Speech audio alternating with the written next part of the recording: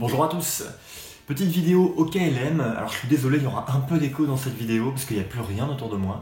Donc petite vidéo au KLM parce qu'on est comme ça, t'as vu. Bref, aujourd'hui je vais vous parler de Spider-Man, un jour de plus, que vous pouvez retrouver chez Panini Comics, qu'il a donc republié pour ses 20 ans, et on a le droit à une magnifique couverture de Bastien Vivet. Soit dit en passant, Panini, si tu veux fêter dignement tes 20 ans, arrête de publier les All New. Allez bim, ça c'est fait. Mais pourquoi vais-je vous en parler, me direz-vous? Eh ben réponse après le générique.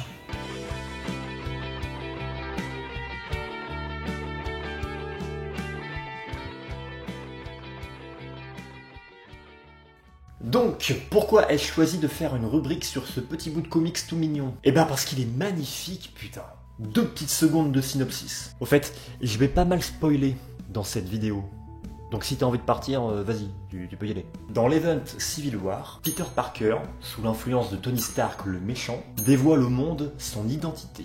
C'est pas le truc le plus malin, surtout quand t'as une tonne d'ennemis. Mais bref. Suite à cela, il décide de planquer ses proches, Mary Jane et Tante May, pour éviter qu'il ne leur arrive 2-3 trucs. Malheureusement, un assassin à la solde du caïd trouve leur planque et tire accidentellement sur Tante May. Bon, la balle était destinée à Peter si tu veux. On peut dire que c'est un coup dur pour Tante May, parce que la brave bonne femme, le seul truc qu'elle a fait, c'est rester tranquillou pépère sur son lit. Ce comics débute donc dans un hôpital où on retrouve un Peter bouleversé, incapable de soigner sa tante, incapable de sauver sa tante, car il n'a pas les ressources financières suffisantes. Aux US, si t'as pas de thunes, tu crèves. Oh bah la sélection naturelle, hein. Et encore une fois, ce comics est magnifique. Straczynski, qu'on surnommera Strazy, parce que bon, bref, voilà, nous montre un Peter Parker faible et impuissant face à quelque chose d'ordinaire. Faible face au quotidien.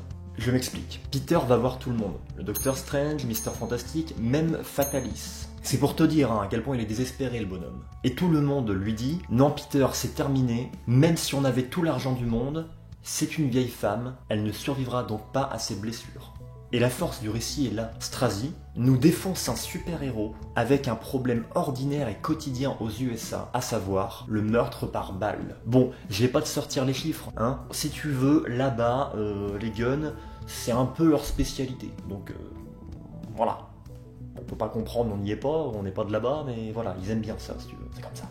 Bref, un seul être va pouvoir sauver Tante May, Mephisto, et ce au prix d'un terrible choix. Je n'en dis pas plus, parce que c'est même pas le problème du spoil en fait. Cette scène est tellement magnifique et bien construite que juste te dire « Tiens, il se passe ça », bah ça va te la gâcher et ça va gâcher ton plaisir. Maintenant, on va parler d'un truc important, les dessins et leur utilisation. Bon, Joe Quesada, je sais que c'est un grand nom et tout, donc tu vas pas vraiment être surpris par ce que je vais dire, mais au-delà d'être magnifique, c'est intelligent. Que ce soit de l'utilisation des doubles pages à la plus petite case, le dessin va littéralement servir le récit, et inversement. Par exemple, quand Spidey est confus, perdu, submergé d'informations, le dessin va l'être aussi. Je ne vais pas vous montrer volontairement d'images. Je sais que ça serait mieux et moins chiant pour vous que de voir un mec qui parle pendant 3-4 minutes, mais vraiment, si vous ne connaissez pas Un jour de plus, c'est pas comme ça qu'il faut découvrir les dessins. Non, il faut les découvrir avec le récit. Juste les montrer comme ça n'aurait aucun sens. Bon, je vais quand même vous en montrer 2-3, mais si je vous montre tout ce que je veux vous montrer, ça n'aurait aucun sens. Tout ce que je peux vous dire, c'est que ce récit m'a marqué. Alors, est-ce que ça fait appel à des choses personnelles, etc., etc. Je ne sais pas. Mais l'intelligence de Strazy et Quesada dans la construction de ce comics est folle. Il y a du vécu dans ce comics. Il y a du vrai. Il y a du nous, il y a du vous, il y a du tout le monde. Et c'est ça que j'adore chez Marvel. Ils arrivent à confronter leur héros au problème de la réalité réelle, et dans ces combats, on se le retrouve tous un peu.